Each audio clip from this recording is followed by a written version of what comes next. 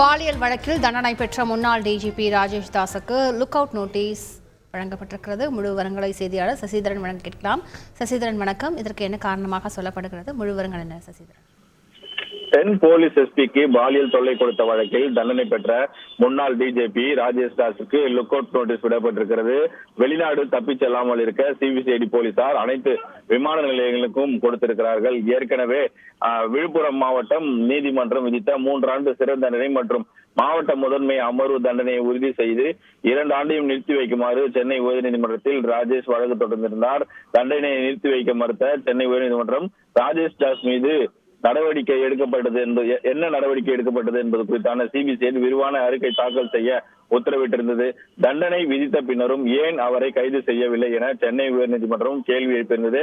இந்த நிலையில சிபிசிஐடி போலீசார் கேளம்பாக்கம் தையூரில் இருக்கக்கூடிய அவரது வில்லருக்கு விரைந்தனர். ரேவதி ஆய்வாளர் தலைமையில சென்ற நிலையில் அவரது இல்லத்தில் அவர் இல்லாதது தெரிய வந்தது. தலைமறைவாகி இருக்கக்கூடிய நிலையில் அவர் எங்கிருக்கிறார் என்பது குறித்து சிபிசிஐடி போலீசார் வெகுவாக தேடி வந்தனர். இந்த நிலையில் அவர் வெளி மாநிலங்களுக்கோ அல்லது வெளிநாடுகளுக்கு எங்கும் தப்பி செல்லாமல் இருப்பதற்கு ஏற்கனவே அவருக்கு தனிப்படை அமைத்து தீவிரமாக தேடப்பட்டு வரும் நிலையில் தற்போது அவர் எங்கும் விமான நிலையம் மூலம் வெளியில் செல்லக்கூடாது என்கிற காரணத்தினால் கோர்ட் நோட்டீஸ் விடப்பட்டிருக்கிறது சிபிசிஐடி போலீசார் தெரிவித்திருக்கிறார்கள். வருகின்ற 12ஆம் தேதி நாளை வழக்கு நீதிமன்றத்தில் வரவுள்ள நிலையில் அந்த நீதிமன்ற உத்தரவுப்படி அடுத்த கட்ட நகர்வுகள் இருக்கும் எனவும் சிபிசிஐடி போலீசார் தெரிவித்திருக்கிறார்கள்.